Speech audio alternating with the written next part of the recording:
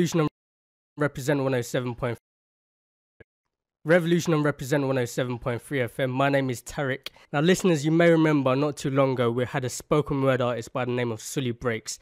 Came down, dropped a live session, and a lot of you were excited about that. I was excited this morning when I opened up a package, had no idea what it was.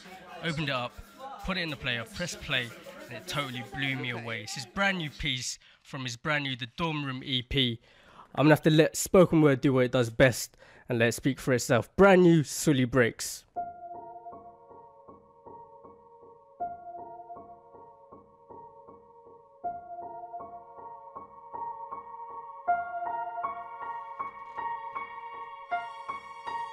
Right now, there is a kid finishing parents' evening in a heated discussion with his mother, saying, why does he have to study subjects he will never ever use in his life? And she will look at him blank-eyed, stifle a sigh, think for a second, and then lie.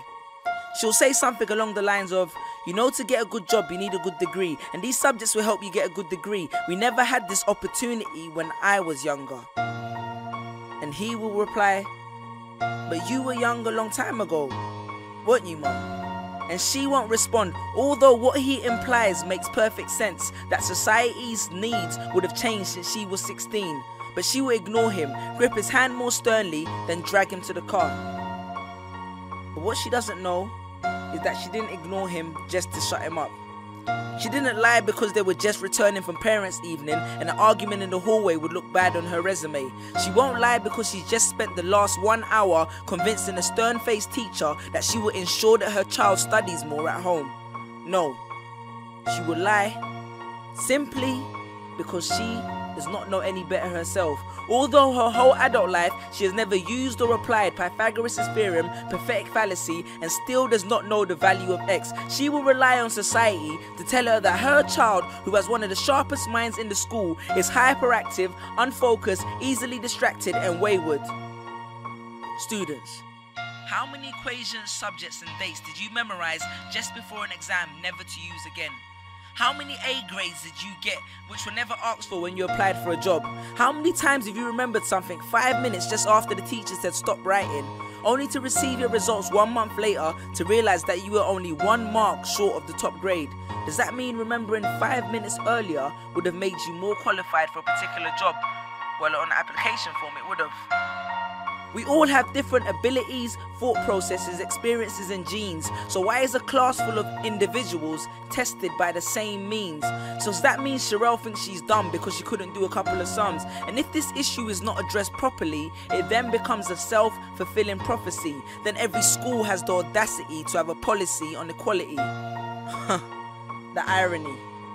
Exams are society's methods of telling you what you're worth.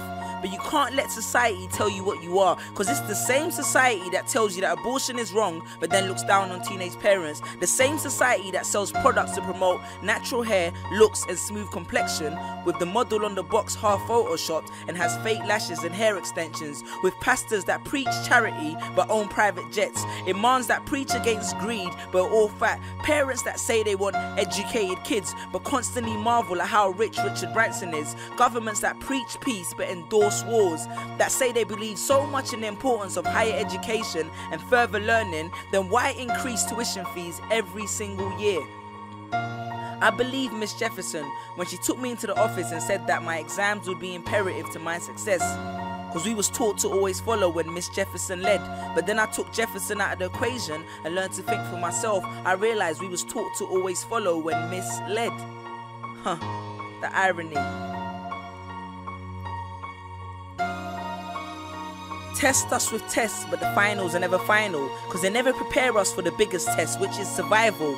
And what I suggest is fairly outlandish, so I do not expect everyone to understand this, except for the kids who knows what it feels like to be worth no more than that D or that A that you get on results day, and the ones whose best stories were never good enough for the English teacher, because apparently you missed out key literal techniques, did not follow the class plan, and the language was too informal for him to understand. But then he'd reference Hamlet and Macbeth, and you'd fight the the urge to express your contempt by partially clenching your fist with only your medius finger left protruding in the middle of your hand, and then asks if he was aware that Shakespeare was known as the innovator of slang, or the kid at the back of the class who thinks, why am I studying something that doesn't fuel my drive? But then when confronted with a maths problem, his eyes come alive. So this one is for my generation, the ones who found what they were looking for on Google, the ones who followed their dreams on Twitter, pictured their future on Instagram, accepted destiny on Facebook. This one's for my failures and my dropouts, for my unemployed graduates, my shop assistants, cleaners and cashiers with bigger dreams, my self-employed entrepreneurs, my world changers and my dream chasers, because the purpose of why I hate school but love education was not to initiate a worldwide debate, but to let them know that whether 72 or 88, 44 or 68, we will not let exam results decide our fate. Peace. Just these pictures on my phone, sitting all alone, visualizing home. And all my friends were just these pictures on my phone, pictures on my phone.